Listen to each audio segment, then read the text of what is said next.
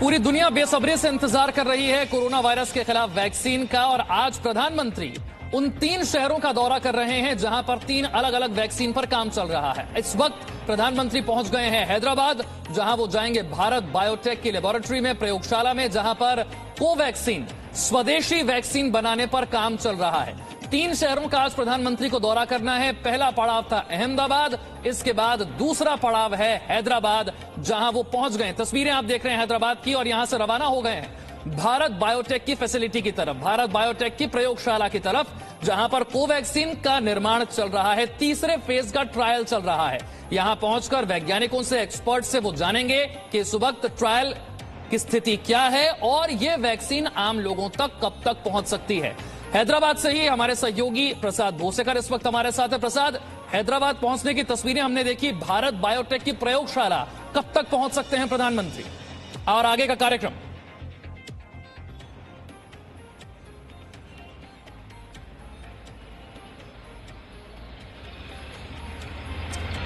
चलिए प्रसाद के पास में जाऊं, उससे पहले मैं डॉक्टर सूर्यकांत का रुख करना चाहूंगा। डॉक्टर सूर्यकांत, अब हम बात करते हैं आईसीएमआर और भारत बायोटेक की वैक्सीन की, कोवैक्सीन की, क्योंकि हैदराबाद प्रधानमंत्री पहुंच गए हैं और वो समझेंगे कि जो ट्रायल है वो कहां तक पहुंचा है।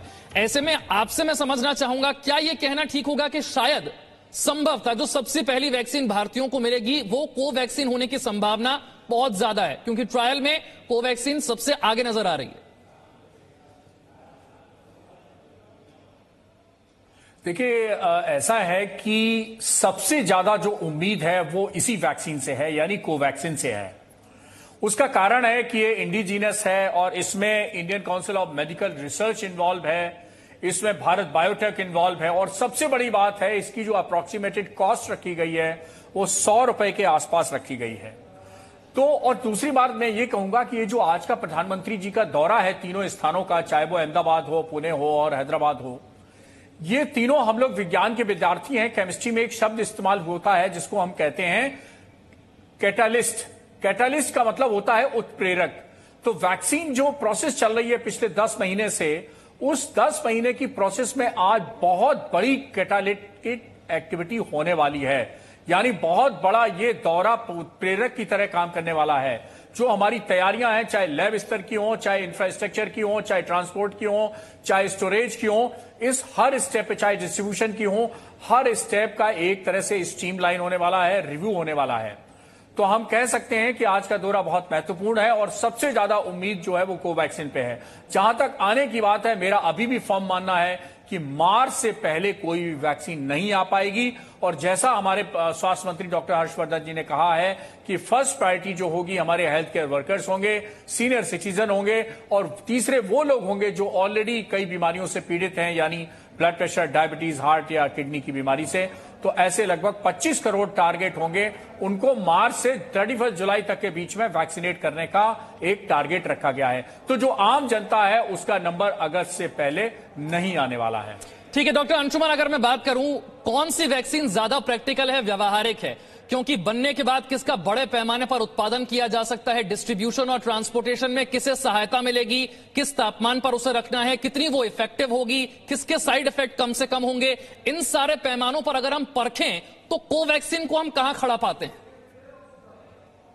जी देखिए, 3 पैमानों की परख पहले कर ली जाती है, जिसमें इम्यूनोजेनिसिटी मतलब वैक्सीन लगाने के बाद प्रतिरोधक क्षमता कितनी बने, सेफ्टी मतलब एडवर्स सीरियस रिएक्शन वैक्सीन लगाने से कोई नुकसान तो नहीं हो जाएगा, और तीसरी बात होती है अफोर्डेबिलिटी मतलब कॉस्ट ऑफ वैक्सीन। तीनों चीजों को देखने के बाद फिर फेज 3 ट्रायल में आते हैं, जो भी चल रहा है वॉलंटियर ट्रायल। इसमें मान लिया जाता है साइड इफेक्ट बहुत ज्यादा नहीं है, इम्यूनोजेनिसिटी है। लेकिन सबसे खास बात कोवैक्सीन की यह है कि भारत में बनने के कारण इसमें रॉ मटेरियल से लेके, मैन्युफैक्चरिंग से लेके, ट्रांसपोर्टेशन जिसको सप्लाई चेन मैनेजमेंट कहते हैं, मतलब प्रोडक्शन लेवल से end of the user last बिल्कुल पीएचसी लेवल तक पहुंचाने में आसानी जरूर होगी, और कॉस्टिंग भी इसकी कम आ रही है, और स्वदेशी वैक्सीन है। तो ये सबको देखें तो मुझे लगता है कि ये वैक्सीन ज्यादा, लेकिन सेफ्टी और इफेक्टिविटी सारे वैक्सीन की ऑलमोस्ट बराबर होती है, तभी जाके इसको अप्रूवल मिलता है। ठीक है, पूजा जो बात डॉक्टर अंशुमन ने कही वही पैमाने, एक बार फिर से मैं आपसे चाहूंगा कि एक अच्छी वैक्सीन की पहचान कैसे हो सकती है, कैसे माना जाए कि जो ये वैक्सीन डेवलप हो रही है ये भारत के लिए सबसे प्रैक्टिकल, सबसे व्यावहारिक होगी, उन पैमानों पर कोवैक्सीन को कहां खड़ा पाते हैं? देखिए, अच्छी वैक्सीन का पैमाना ये होता है कि वो सुरक्षित हो, भारत के लिहाज से अच्छा पैमाना ये भी है कि वो किफायती हो, और तीसरा बड़ा पैमाना ये है कि उसकी स्टोरेज हो सके। कोवैक्सीन की अगर बात करें तो 2 से 8 डिग्री यानी कि फ्रिज के टेम्परेचर पर वो सुरक्षित रह सकती है, इसलिए वो उस लिहाज से भारतीयों के लिए अच्छी वैक्सीन है। 25,000 का आंकड़ा है जिन पर इस वक्त ट्रायल चल रहा है। सबसे बड़ा ट्रायल अगर हम भारत में कहें तो कोवैक्सीन कर रही है 25,000 वॉलंटियर्स पर। 21 सेंटर्स में ट्रायल चल रहा है जिसको एनआईवी पुणे, आईसीएमआर और साथ ही में भारत बायोटेक तीनों मिलकर कर रहे हैं, और अभी तक कोई मेजर साइड इफेक्ट रिपोर्ट नहीं हुए हैं। अगर इन सारी बातों को देख ले तो कोवैक्सीन से सबसे ज्यादा उम्मीदें बंधती हैं विशाल, लेकिन भारत की सिचुएशन वैक्सीनेशन के मामले में बड़े व्यापक पैमाने पर है। अगर रूस ने भी वैक्सीन बनाई स्पुतनिक वी, तो वो भारत की तरफ आया वायल्स बनाने के लिए और वैक्सीन बनवाने के लिए। सीरम इंस्टीट्यूट ऑफ इंडिया जो भारत की ही कंपनी है और पुणे में बेस्ड है, वो दुनिया की सबसे बड़ी वैक्सीन मैन्युफैक्चरर कंपनी है, और भारत बायोटेक जो कि वैक्सीन के सबसे बड़े ट्रायल कर रही है कोवैक्सीन के लिए। तो अगर इन तीनों को समझने की कोशिश करें तो वैक्सीन कोई भी बनाए, इंफ्रास्ट्रक्चर के लिहाज से और मैन्युफैक्चरिंग के लिहाज से, दोनों लिहाज से उसे भारत की तरफ देखना होगा। इसीलिए भारतीयों को यह उम्मीद रखनी चाहिए कि अगर वैक्सीन भारत में आएगी तो भारत की सरकार यह भी तय करेगी कि वो किसी भी देश से आए, चाहे वो बनने के लिए आए, चाहे प्रोक्योरमेंट के लिए आए, चाहे किसी और काम के लिए आए, भारतीयों तक वो पहुंचे। तो अगर स्पुतनिक वी की बात कर ले जो अंतर्राष्ट्रीय स्तर पर आगे चल रही है, अगर भारत बायोटेक की वैक्सीन की बात कर ले जिसका ट्रायल सबसे बड़ा हो रहा है, हर लिहाज से भारतीयों तक सुरक्षित और सबसे पहले वैक्सीन पहुंचने के आसार अब नजर आने लगे हैं। ठीक है, भारत की जो क्षमता है बड़े पैमाने पर उत्पादन की, ये भारत को लीडर बनाती है वैक्सीन के मामले में। जल्दी से रुक कर लेते हैं हैदराबाद में।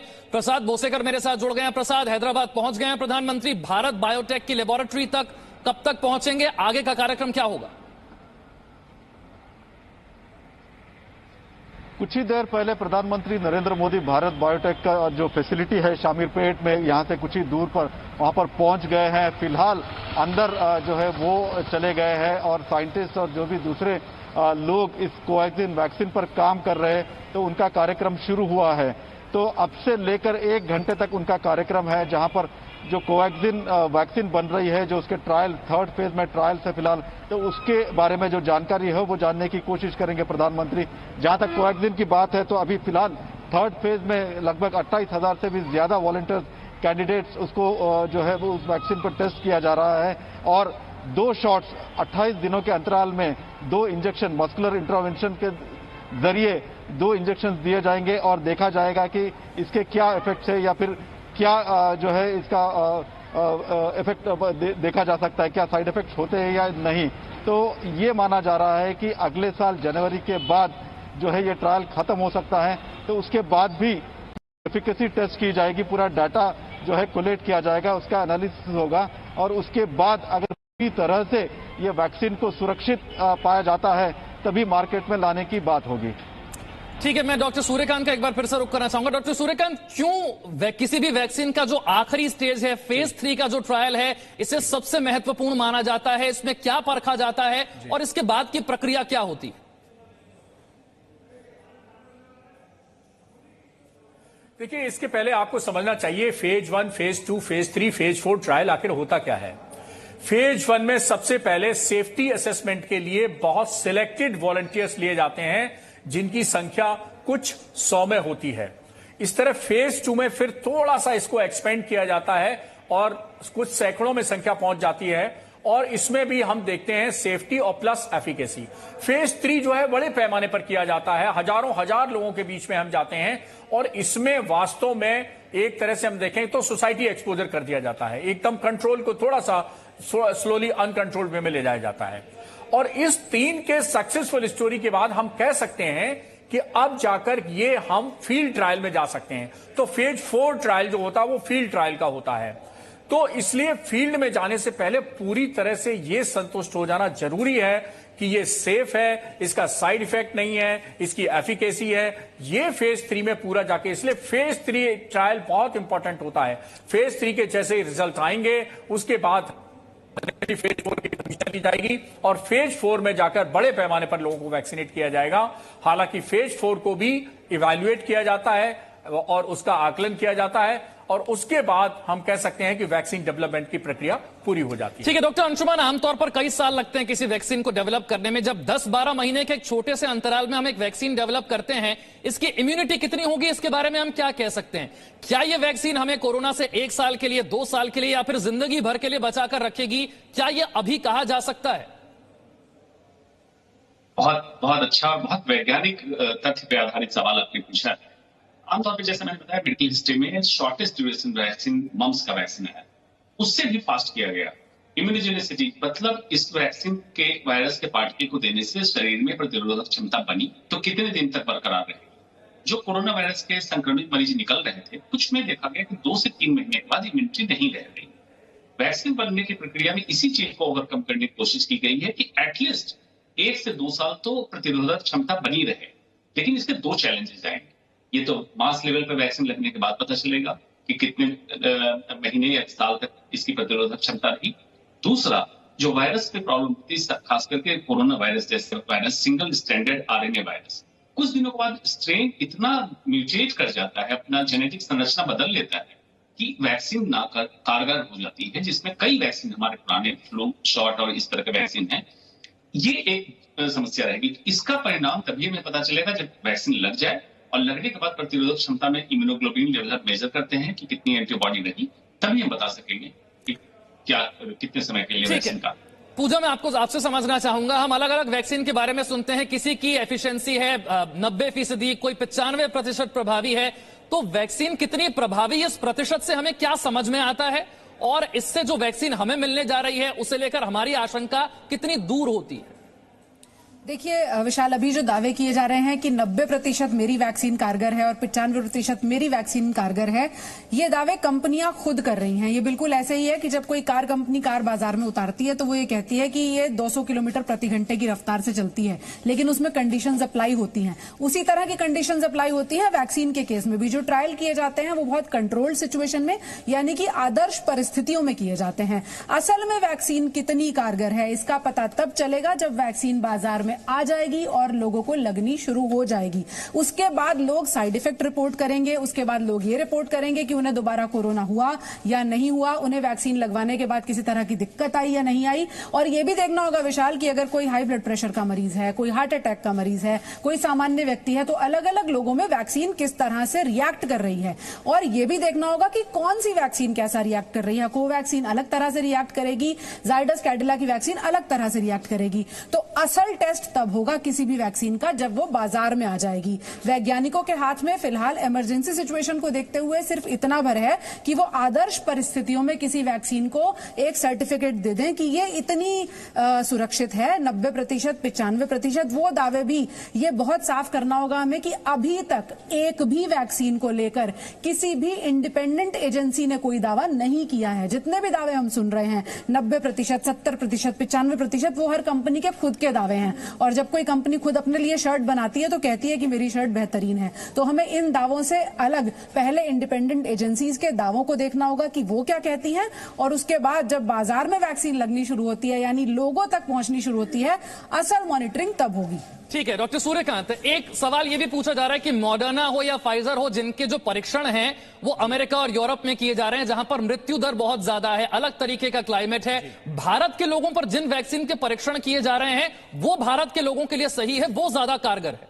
दुनिया के किस हिस्से में परीक्षण होता है उसके हिसाब से भी हमें देखना होगा कि वैक्सीन किन पर ज्यादा कारगर है। क्या यह बात सही है?